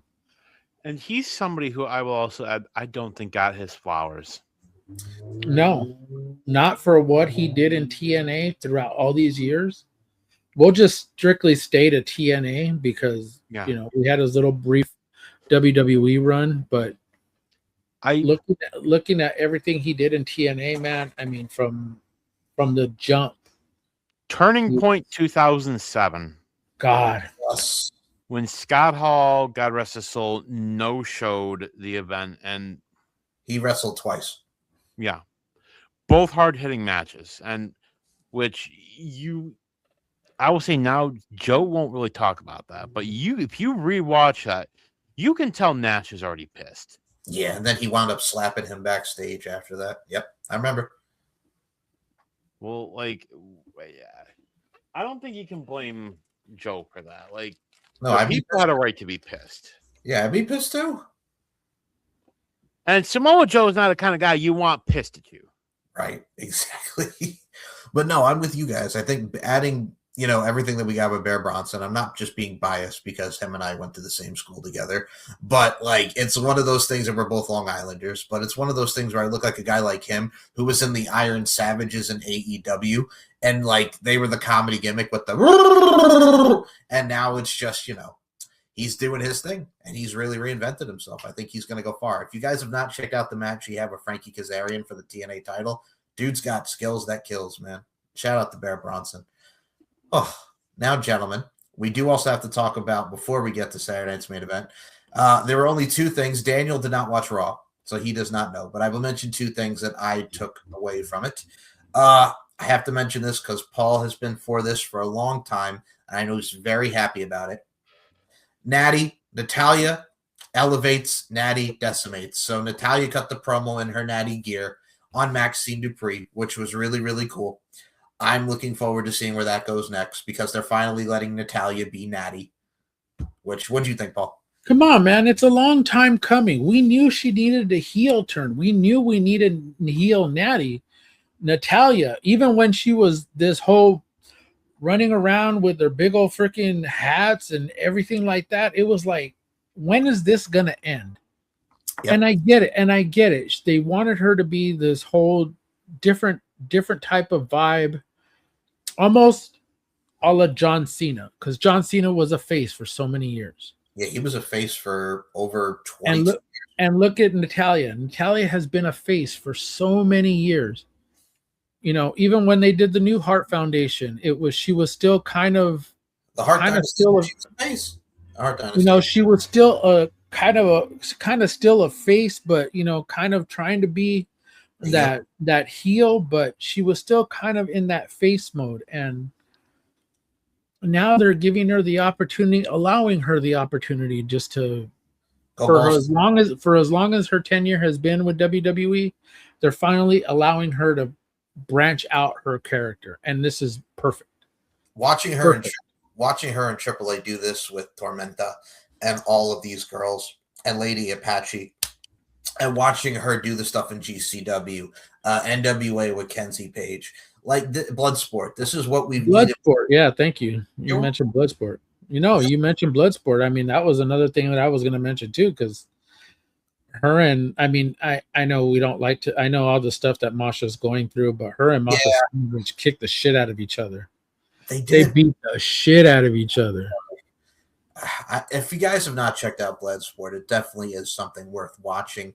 And I mean, the only other thing that really, and Raw was okay tonight for a go-home show, it was aight. But the big thing that everybody took out of it was CM Punk and AJ Styles for the World Championship was interrupted by Finn Balor, who previously they had a little backstage segment where Finn was thanking him, and they were all being respectful. And then Liv Morgan's like, hey, we saw what you did. Remember, the Judgment Day is your family, and if you want to be WWE champion, the Judgment Day will help you. Then Finn Balor came out at the end of the match, and it ended in a no contest, and he beat up CM Punk with multiple coup de grace. I got to tell you something right now. When that Finn Balor face turn happens, the pop. Because of what we got in Ireland and just Finn going back to being the Finn Balor that we know, honestly, I can't wait. What do y'all think? I know it's not going to happen, but I would love to see him win the Rumble. Do you think we're going in the direction of Finn and Dominic for the Intercontinental title? Is that what I'm itching for? Probably. What do y'all think? You know what? If we'll eventually get down to that later in the year, but man, I would love to see Finn win Money in the Bank. I know that there are so many predictions that has him versus that has Dom winning it, but man, can you just imagine him having that? Well, I think for and us, if not him, I know we saw Unreal. We saw that all the stuff that happened with LA Knight and whatnot. But man, that could be another person that could win that Money in the Bank and probably cash in on whoever. I think my thing with that is LA Knight still gets cheered. Yeah. Tremendously. And for Finn Balor, it's one of those things where it's just like I'm kind of over the Judgment Day stuff already. Like it's gone on way too long. I will just say I go ahead. love like the backstage segments where you see Finn doing the smile. Yes, that is cool. I do like that. Like, yeah, look what I did now. Like he loves stirring the pot. I love that. Yeah, but one of the things we've mentioned over the last, I'd say, year. Yeah. Like he needs to get away from the Judgment Day. Like it's ran its course with him. It's been 4 years. And I understand initially when him, Damian, and Rhea, were in the group. And we're in the group. It was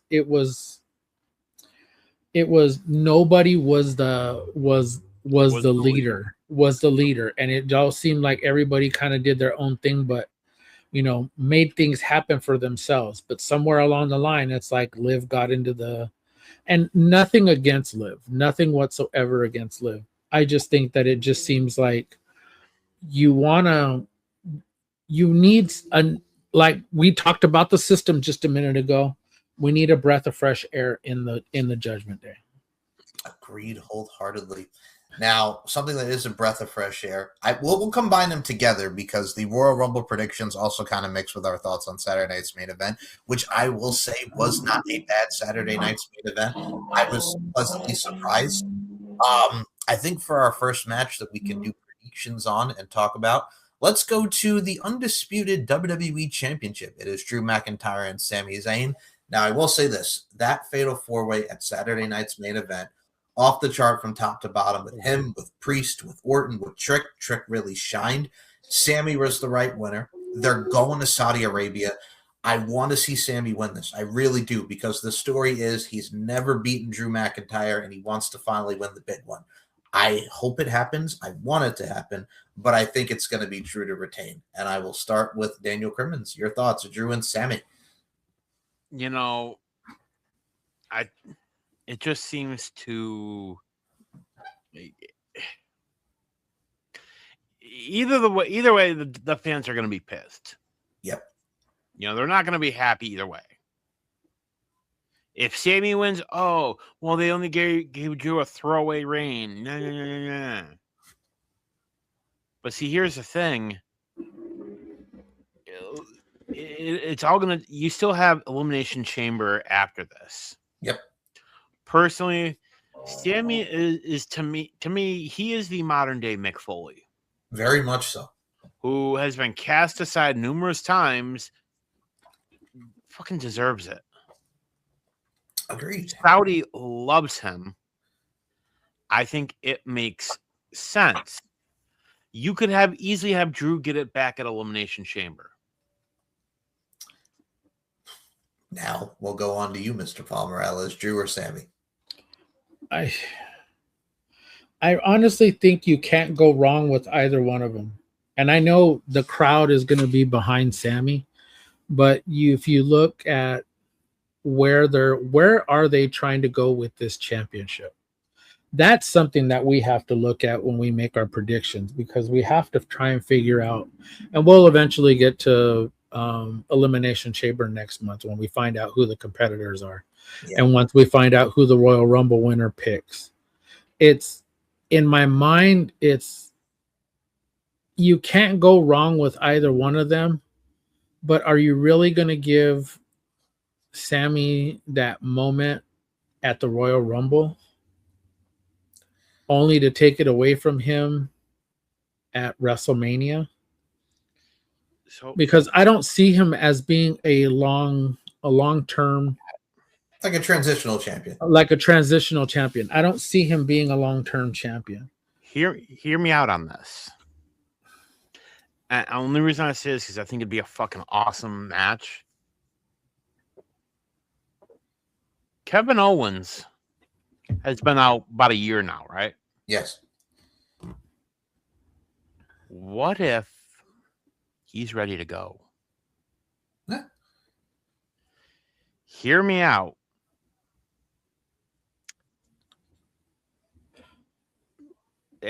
You have up the 29th entrant has entered, then it counts down to number 30.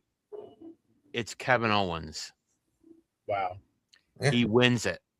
Yep. So then, right after that, you have the WWE title match. Sammy does it. Kevin Owens comes out to celebrate with his best friend. And then we get a repeat of Sami Zayn's NXT title win.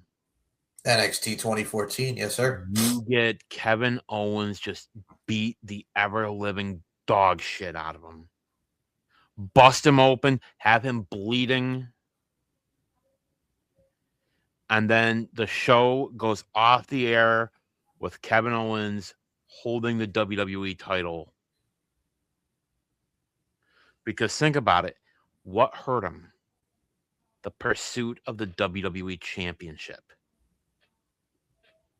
I like Well, that. we could say the same thing with Finn Balor. Finn Balor only had it for what, one day, Not even. The universal title for 24 hours, and then So- he had to relinquish it. And then If KO is ready, if KO is good, and here's the thing, Kevin Owens, even if he wasn't fully ready, you could literally have say he's only 95%. You could have him come out and just yeet somebody over the top rope. True. You could have him do a running clothesline, or just here's something, pick somebody up, toss him over. And then he doesn't have to do anything.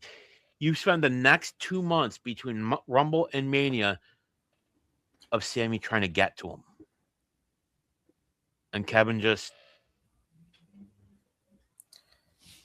I like that a lot. And I think, yeah, go. The last one, I think you could easily create a super compelling story between Sammy and Kevin at WrestleMania.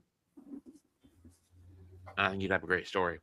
well, it's the same as their match in Montreal, the no sanction match in Montreal. So And it was a great fucking match. It really it was was. a great match. All right. So we'll go to the Not a Generico match, by the way. not, yes. El Generico and Kevin Steen match.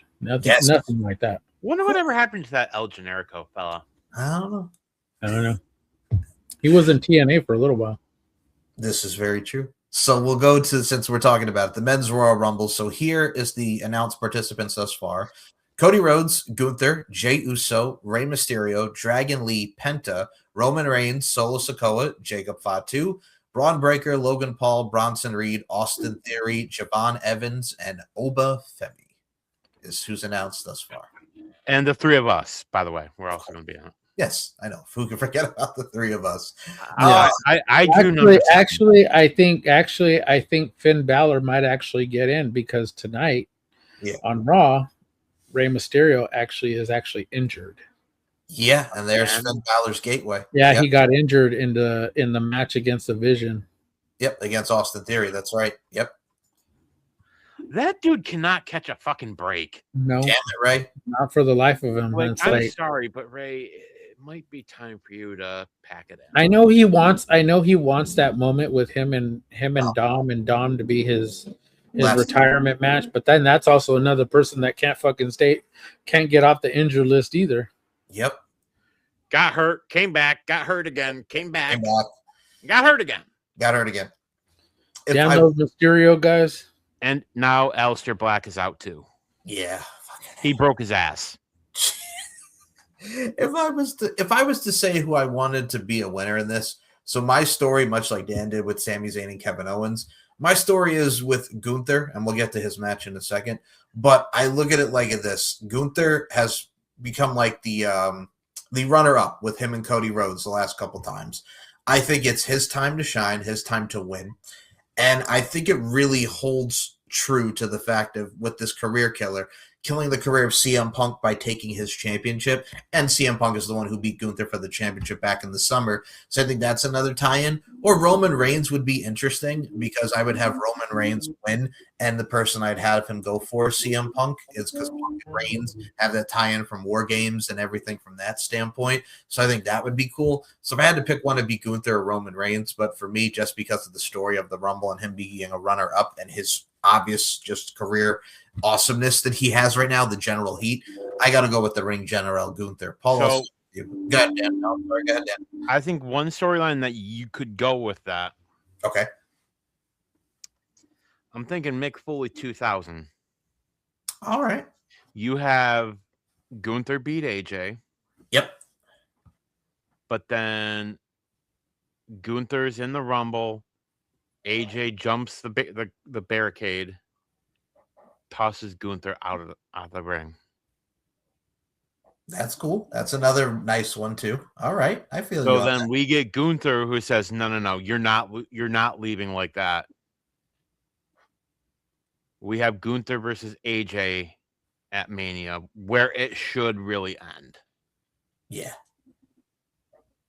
But realistically, to my point, do I think Kevin Owens is ready yet? No.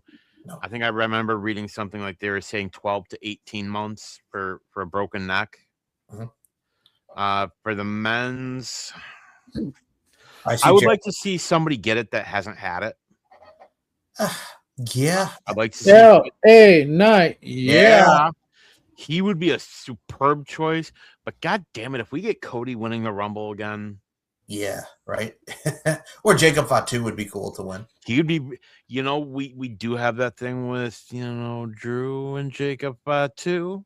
That also which, Drew could easily get the title back. What I love about this right now is the build up for the Rumble has been It's been meh. Oh, it's been trash. Let's just say what it is. It's trash. They have so many options available for the men's Rumble. Like there's so many different stories you could tell.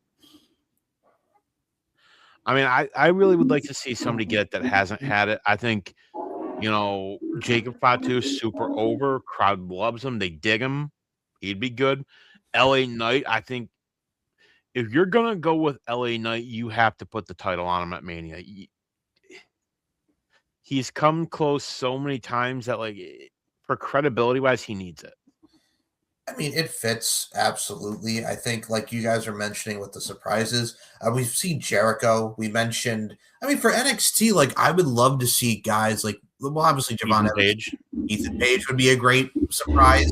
I'd love to see who else we got over there. Miles Bourne, because he's another white meat babyface. Maybe Lexis King. I'm sure we'll see Leon Slater in it. Joe Hendry is obviously Wade Barrett. Really? Did anybody notice how gray he's gotten? I know. I've seen it. I would love to see him one more time. That'd be fun if we do get a surprise like that. Nick Aldis. Oh God! So long as it's not Booker T, I'm perfectly fine with it. Michael Cole. Let's get them all in there. You remember the year that Michael Cole was in the Rumble and Karma came out? Yeah, that was 2011. I remember. He sees her and he eliminates himself. Yeah, I think that it was 2012 or 11. The 40 year or the 40 person Royal Rumble. Oh, that was 2011. Okay. But no, I like your style. I mean, for me, I'd also like to see for the women, we mentioned Danhausen win the Rumble. Stop it. No. Michael, go fuck yourself. You will not disparage Danhausen or you will be cursed. I know, I'm sorry. We've seen her speak very highly of the WWE. If Saraya does not come back, then I don't know what the hell there is. I'd love to see Paige back there where she belongs because her AEW run sucked.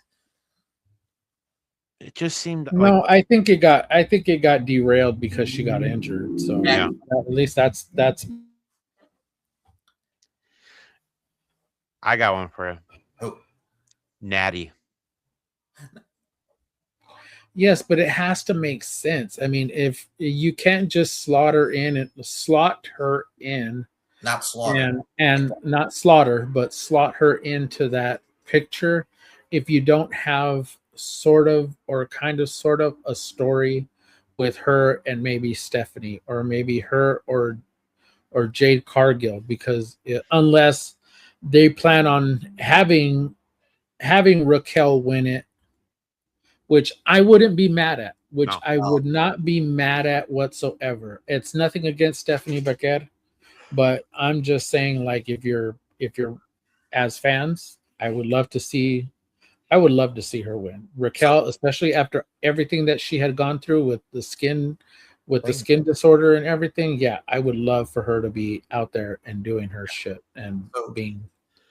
I would not be shocked if we see. I mean, if we're talking just surprises, I think we're gonna see Nikki Bella there. To me, it's not a surprise, but I would not be shocked to see Brie show up. I would love to see Tamina. Tamina, which again, you talk people that never got their just desserts. Tamina. Yeah. Like, she's so fucking talented. Like, and she's cool. Like, she's cool as hell. She's talented. So I think realistically, we're gonna see Paige. I just think we're gonna see it.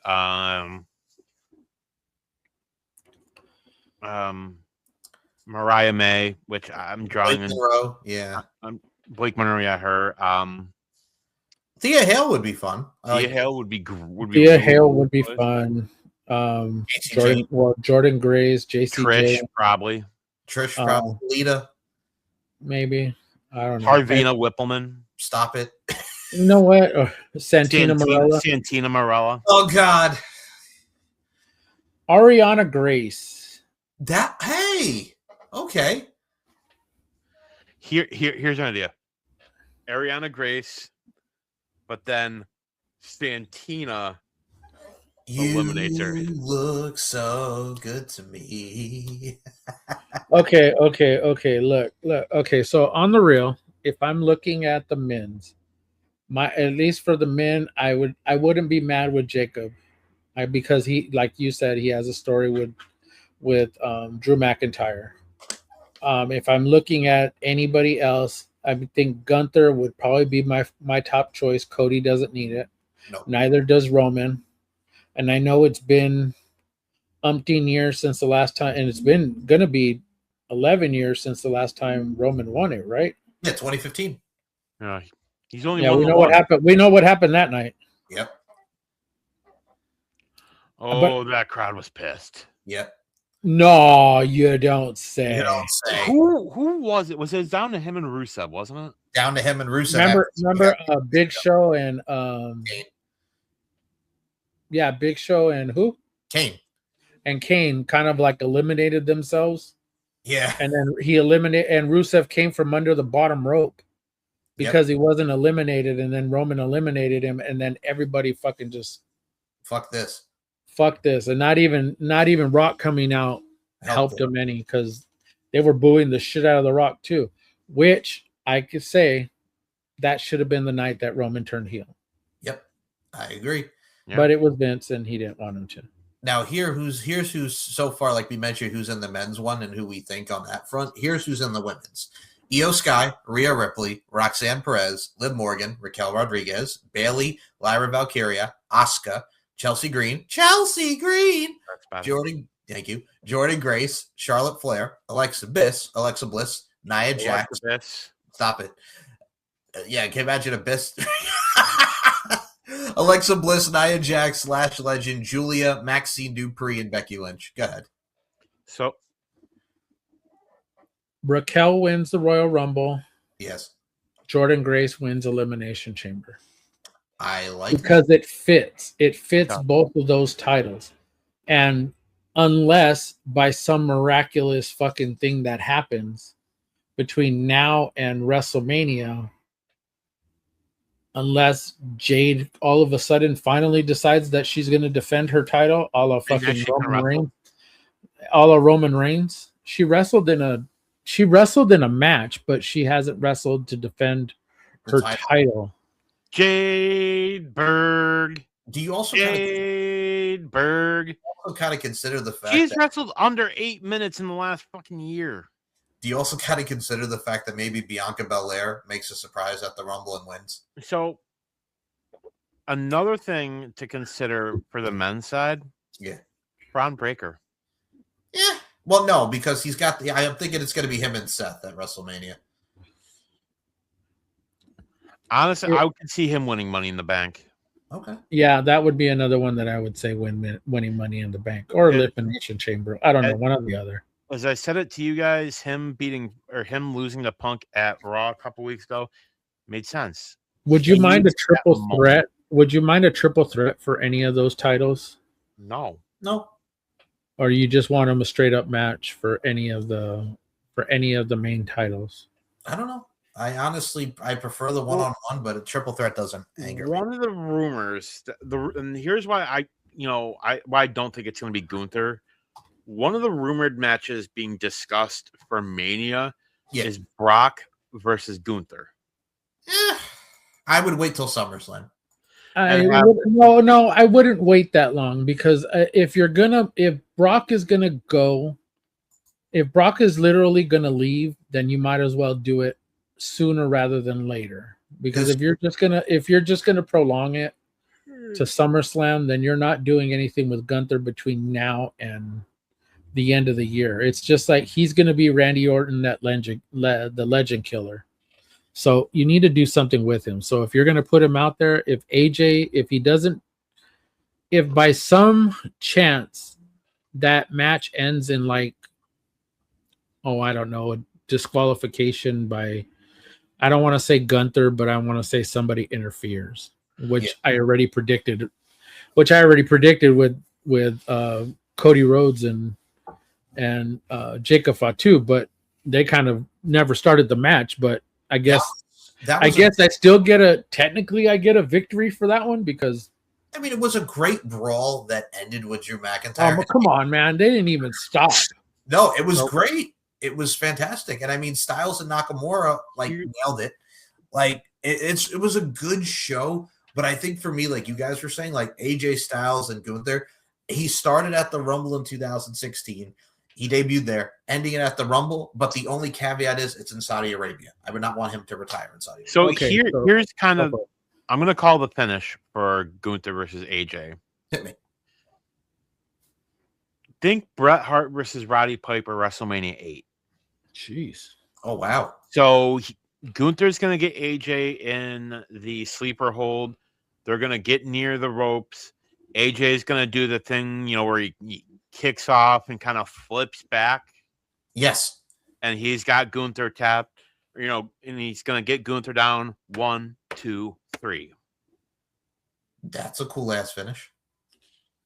And it's something that you don't see it all that often. Yeah, because if there's any, like I said, same thing with Gunther. If there's something more down the road, I don't think AJ retiring in Saudi Arabia is a smart idea. No, especially for fans. Fans are going to backlash at it right away. No, they'll Royal Rumble it. Okay, so who do you guys have for the men? I'm still gonna go with the Gunther route. Dan, I'm gonna say fuck the Hulk Hogan, but ultimately, gun to my head, who am I picking? I'm gonna go Braun Breaker. Okay. I'm gonna go Jacob Fatu. I think for the women, I'm still. And he's got to do the dance as soon as he wins. I think I'm with Paul on the women too. Because they've been building her so strong with her promos and her presence and the consummate of the big sexy nod to Kevin Nash. I gotta go Raquel. I think Raquel deserves it. I want to see Chelsea Green, but I think. Okay, go ahead. I'm not saying that like a bad thing. I'm just saying women's Rumble. Yeah, I love me some Raquel Rodriguez. Like you said, Paul, everything that she's been through, I think she's got a hell of a story, and I don't think it's the way to do it. I would realistically, I would have it come down to maybe her and I don't know, Charlotte, or her and Roxanne. Roxanne was, second, I think, runner-up last year. Yes, she was. And, if you want to further kind of, split the Judgment Day, what if you have Roxanne try and eliminate Raquel, and Raquel just kind of looks back at her like, what the hell are you doing? Like, it's a look that kind of is like, oh, so we're doing this now. Yep. And then you just have Raquel just pick her up and just walk. Oh, she's got her held up in the air, just walks over the top rope, and just drops her. You know what? I think we're all the way across the board. I think we're, like I said, I have Raquel winning it. The spot that I think is going to happen is Liv and Roxanne are dangling off of and somebody pushes Raquel into them, and they all fall, and the Liv and Roxanne fall out.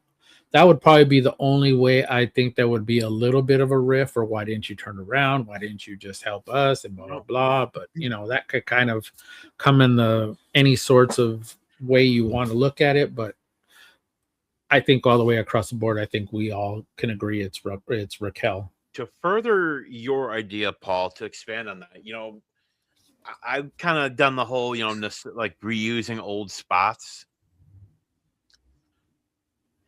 What if you go that route, but then she decides to say, hey, I'm choosing the women's world title, think it's going to be Stephanie Bacquer. What if at the Elimination Chamber, what if Liv Morgan wins the women's world title? Kind of like the Dakota Kai Raquel thing from NXT.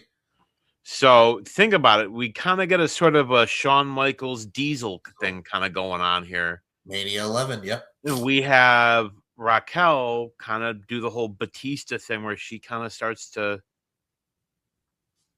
because you can have her do this gimmick, but not necessarily be a face, but not necessarily be a heel. It can work. I agree wholeheartedly, man. I think very well. It's going to be interesting to see where this goes, and we'll be checking this out on Saturday. And I mean, again, Saturday night's main event, pleasantly surprised with how they set up what we get with the Royal Rumble. But y'all, I figure before we close this thing out, I got to put up a little picture from that girl, Natalia. She just put this out on her social media, and I thought it was hilarious. Oh, yeah, that was good. Pissing on the grave. I liked it. I liked it a lot. So with that being said, since one character is over and done and finished, this is where we finish out the RWT podcast. We hope you enjoy, bro, doing our thing as only as we can do. Paul Morales, where can we follow you on the socials? The floor is yours, my dude. Okie dokie. I deleted my TikTok because I saw that. Yeah. So because of some of the things that have gone on, and them asking for the shit that they're asking for. So I'm off of TikTok. But y'all, my social medias are right there. The Dead Man of RWT. You could find it on my link tree. But of course, you could also find it in the description below. So my brother, Daniel Crimmins, where can we find you at, brother? Mike's going to put links down below. We recorded Uncaged where we discussed the wonderful, delightful, but not obsolete Broken Matt Hardy. Yes. Link's going to be down below. Cheap Pop numero 10 million. And anything going on with the pundit, bro? Pundit actually is editing right now. So, nice. God willing, should be up tomorrow night, maybe Wednesday at the latest. All right. So we will be seeing a lot of great shows from Daniel Crimmins. If you want to see great shows, check out the RWT podcast as we do this each and every week for each and every one of y'all. We got a lot of stuff coming. The Rumble is on Saturday, so I'm sure we'll be doing what the stuff I'll pay you. I'll pay you. I love you. No. And we'll do a review of that. We got Uncaged, like Daniel mentioned. Our second episode of season 6 is out now. We also got deep into the heart of wrestling with myself, Robert Davis, and Miss Nicola McDonald, the Stephen Mike Show, the LFC podcast, some pop culture, some On the Mic with Mike, and a whole lot more. Go to StephenMikeShow.com and LFCFights.com. If you want to follow me on Twitter, it's SMShow1 or MCL92. If you want to follow me on the gram of Insta, you can check me out, MLarkinMB or Larkin_92. So delightful. So with that being said, for Paul Morales, for Daniel Crimmins, my name is Mike Larkin, and there's going to be a Rumble tonight, a very Royal Rumble. That's right. Go Bianca Belair. Go Raquel. Go Raquel. Fuck Riyadh. Fuck Riyadh. Fuck the Hulk Hogan. And Riyadh season. Come on, Paul. Yeah. Mof.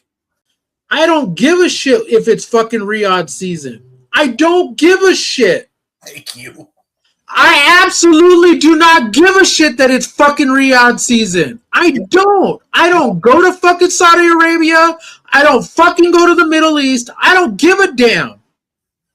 I don't.